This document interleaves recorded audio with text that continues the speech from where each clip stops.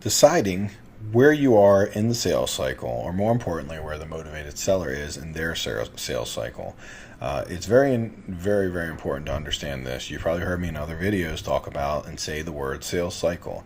In this video, I want to talk a little bit more about what a sales cycle is and how to understand it and why it's so important to know exactly where you are in the sales cycle. Anytime we look at a property that a motivated seller is going to want to sell us, we have to put a strategic plan together, what we call the best practice to get to a win-win situation. When we create that best practice, one of the first things that we want to know is where we are in the sales cycle, so we can be very aware of what the client really wants from us. Do they want something? They're just looking to get information and maybe sell in 6 months, or are they ready to sign this right now because they're done with it, and then all of a sudden we make them wait 2 weeks? Well, likely they're going to call other people and sell it to someone else if we do that. But if it's 6 months and we make them an offer now, then they're just going to sit on our offer and shop it forever, and there's a good chance they'll find someone else that'll pay more than us. And the reason that we don't want that is not because we don't want them to get more money. The likely person that they'll find that'll pay them more money would be a newer investor whose only hopes is to try to wholesale it, and they don't even know that they're buying it for way too much. And then what ends up happening with that person more often than not is they put it under contract for a really high number, and then they can't go to settlement because they've effectively just paid too much for it. So they end up not being able to perform, which is the worst thing that the seller could ever want, because obviously they're calling people like us because they want certainty and they want someone who can perform. So let's talk a little bit through the sales cycle. First step of the sales cycle is we just want to make sure that their house is in bad enough condition that it's something that makes sense. Next is that we want to really just do a little bit of research and just make sure that everything looks good. And third is just really talking to them and understanding all the details. So as we're talking with them and we're trying to find out their sales cycle, then we always want to know just what is your decision process? Why is it you're selling the home? What problem are you solving by selling the home, and how soon would you like to solve that problem? Another question we often ask once we determine what the problem is, maybe we find out that I have taxes that are back due, or when they say that, the next question would be, okay, tell me more about that. And they're like, well, the taxes, I haven't paid them in a while, and I got a letter saying that I'm going to tax sale in 30 days. Okay, so you really only have about 30 days. We need to do this pretty quickly then. Would you agree? And they're like, yes, I really would need to do it quickly. And then I would ask, what happens if you don't sell this house and before it goes to tax sale? Then they might say, well, I would end up losing it. And well, do right now, how much do you own the property? And like, well, we don't owe anything. So, and then what do you think it's worth? I think it's worth $50K. Oh, wow. So if you don't get this done in the next 30 days, then you would potentially lose $50,000. Okay, so this is pretty urgent then. I'm going to make sure I do everything quickly. Is that what you would like me to do? And they're like, oh yeah, absolutely, we need this fast. Oh, great. Well, do you have an idea? You said you're looking to get about $50K for the property. I'm obviously going to come out and do some numbers, but is that negotiable at all if we find that the market's a little bit lower? And you'll get a feel for, well, I need to sell it, so whatever it needs to be, as long as it's a fair price. If we hear something like that, then we might say, well, great, what are you doing this afternoon or tomorrow? We would want to get out there really quickly, because someone that's that motivated and that time sensitive of a scenario will want to sell very quickly. They don't want to take any chance of shopping around and somebody not being serious. They'll want a serious buyer so they don't lose that $50K. So it'd be really important to let them know that you're a direct buyer, that you're serious, that you can get this done. And obviously make sure you can, by the way, because if you can't get this done, this would not be a great house to try to wholesale and take a shot at, because they could potentially end up having a really bad outcome due to you, either not being truthful with them. So we really want to be truthful in these situations when necessary. We want to tell them what's needed. Now, if we're in a situation where we have plenty of time and we have an opportunity to shop it around, then obviously we can let them know we're doing so.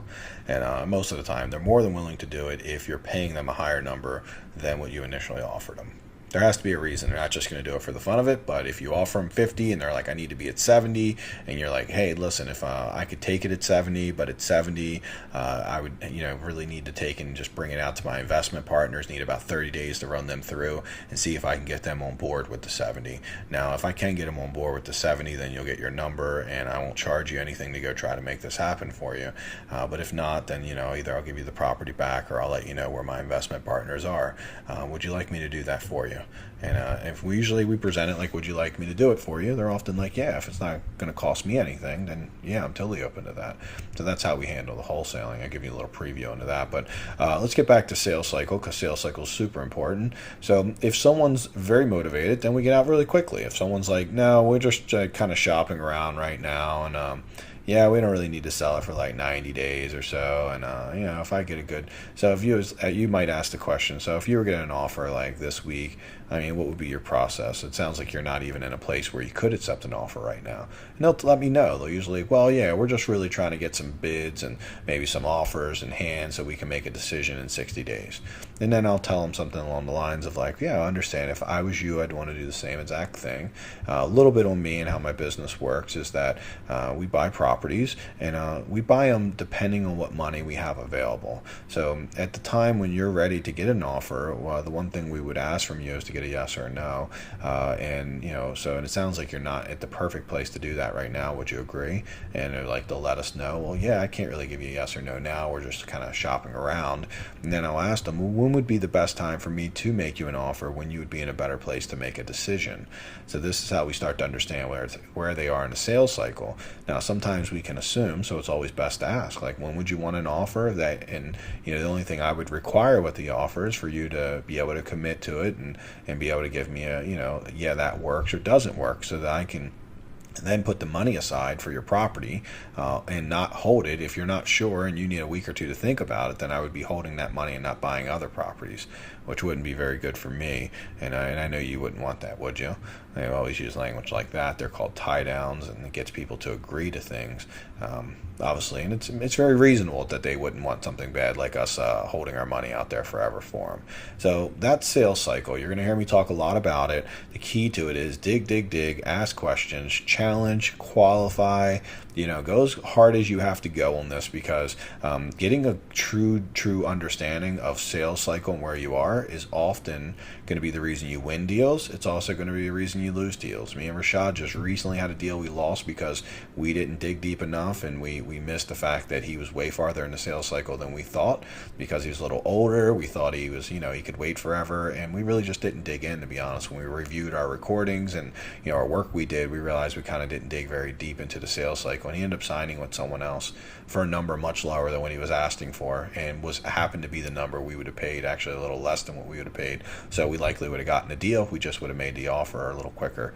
Now, we thought he was earlier in the sales process, so we kind of purposely held him off. But to be honest, we just didn't put the work in necessary to truly understand where we are. So that's why you want to dig. It's why you don't want to take anything at surface value. You always want to continue to keep asking until you truly understand. And if you're not sure, then just throw it out to them and say, hey, listen, depending on where you are in your selling process, there's a different way to handle things. And a couple things you told me are kind of conflicting, and I don't know if I've gotten it right. Do you mind sharing with me, like, when would just be best for you to get this offer? I mean, if you, in an ideal world, if I could make you an offer and you could give me a quick decision, a yes or no on that, when would be the perfect time for that to happen? And then we can start having a conversation around the timing if necessary. And you might even want to just start with that. But what I always want to do is dig. If they don't give me the information, don't give up. Make sure you know what's going on.